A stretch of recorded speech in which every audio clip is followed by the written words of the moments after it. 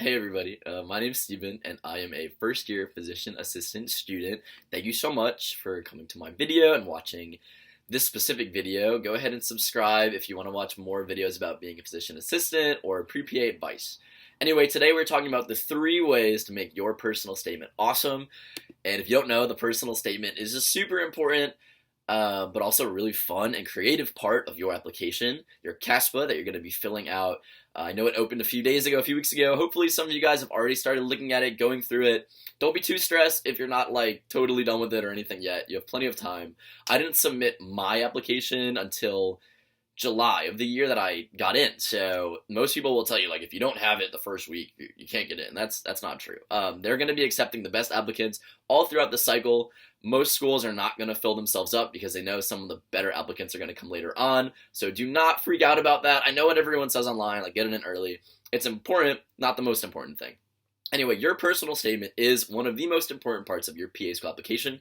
It is the part of the application where you really get to tell your story and tell the admissions committee about yourself. And that's huge, right? Because everything else on your application is numbers and words from your undergrad that they don't really know, and honestly they probably don't really care about. I mean, think about how many applications they see at this point.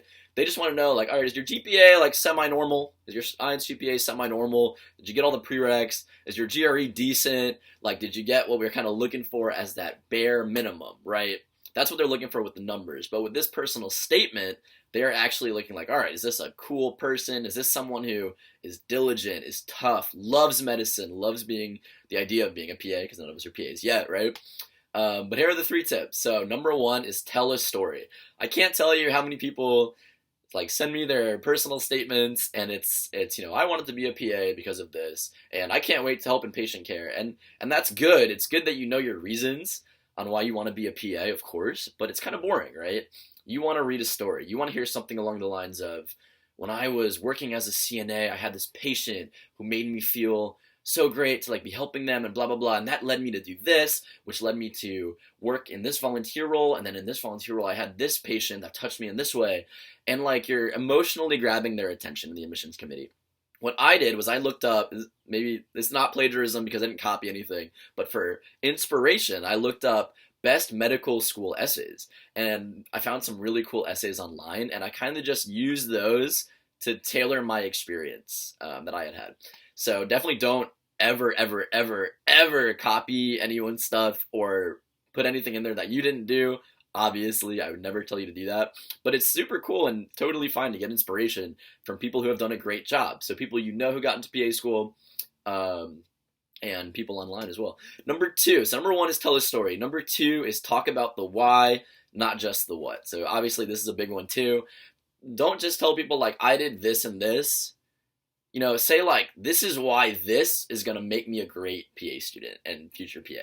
So like, for example, instead of me, I was a baby cuddler in the NICU, which was awesome and really cool and fun. I met a lot of cool nurses. I had a great time with all the cute little babies, whatever, it was a cool time.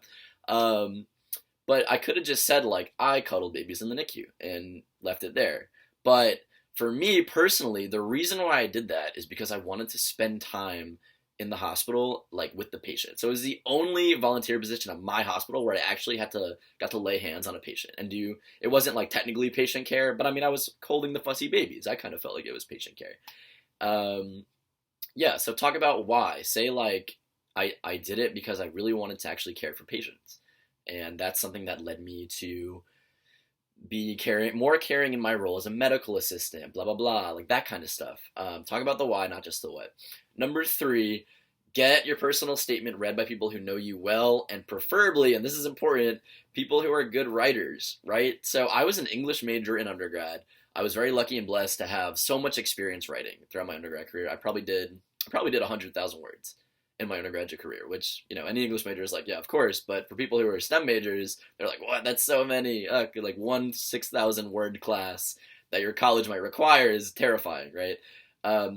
But I know, yeah, most people don't have that English major background, so find your friends who love to write. Maybe they're in marketing, or maybe they're in accounting, or journalism, or English even, and they know you, and they can look at your paper and say, well, this isn't great, this sounds a little weird, you can change it this way. Also that, you can tell about yourself better in this way.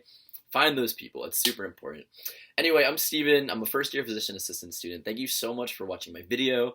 If you have any questions, post down below. Please like and subscribe so I can reach more people. And thank you for watching.